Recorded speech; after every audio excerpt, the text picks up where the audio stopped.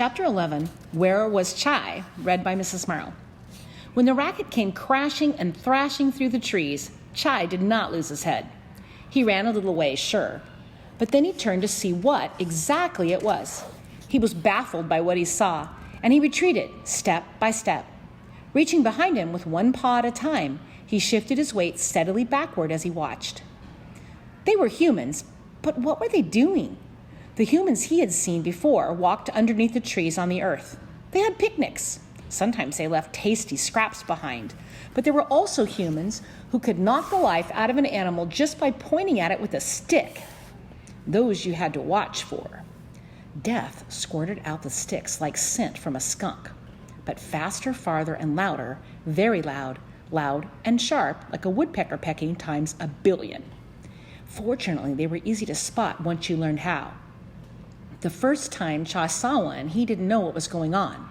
The hillside seemed all shifty and shimmery.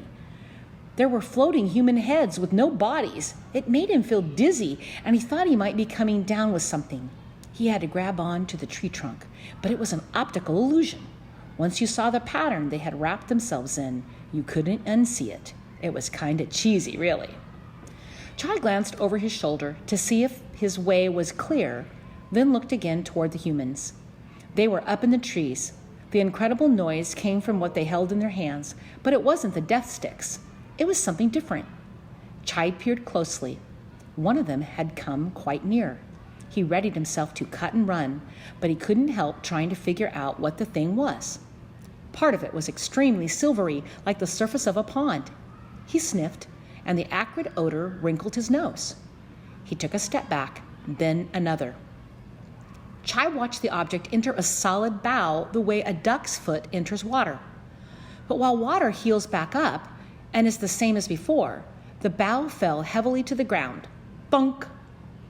Looking down, Chai saw that the bow was not alone down there. A few others had already fallen. The sound was shrill and grating, angry. There were 3 shouting humans and 3 harshly whining objects. All the noises bounced back and forth. It was hard to tell which sounds were coming from where. Chai covered his ears and stepped back, and again he thought to say something to Sessa. He turned, thinking she must be close by, but he didn't see her. And then he was aware of a shadow, a cloud passing over the sun. When he looked up, he saw that the shadow was not from a cloud, but a dark shape, a chunk of bough falling toward him. Chai stepped and fell freely through the air. He did not fall far, but it was a panic jump. His form was bad, and he did not spot his landing. He belly flopped hard onto another limb. The wind was knocked out of him. Before he could recover, the dark chunk hit the same limb where he dangled, momentarily limp, and sent him bouncing off on another flight. Too bad, he thought, that I'm not a flying squirrel. He stretched his arms and legs out just in case. Maybe he had never tried. Maybe he had ancestors he didn't know about. When he sensed that it wasn't working, which was right away, Chai looked down in the direction he was falling, just the ground, and not that far. Okay, he thought, that I can handle. He brought his paws under him for the landing. As he was about to hit the ground, he saw and smelled that he was headed for a slimy, dark mess. Nuts, he said aloud. Fresh owl barf from a sick owl, which is a squirrel curse phrase. But it was also a simple statement of what he was about to land in. By the time he finished saying it, he had landed in it. The pellets of bones, fur, scales, and feathers that a healthy owl coughs up are no big deal. But the ones that come from a sick owl, I think you can imagine. Chai sighed as he stepped away from the gooey mess. He looked around for something to wipe himself off on and found a patch of moss. That would do. That would do nicely. As he rubbed the slime from his fur, he thought, it could have been worse. It could have been...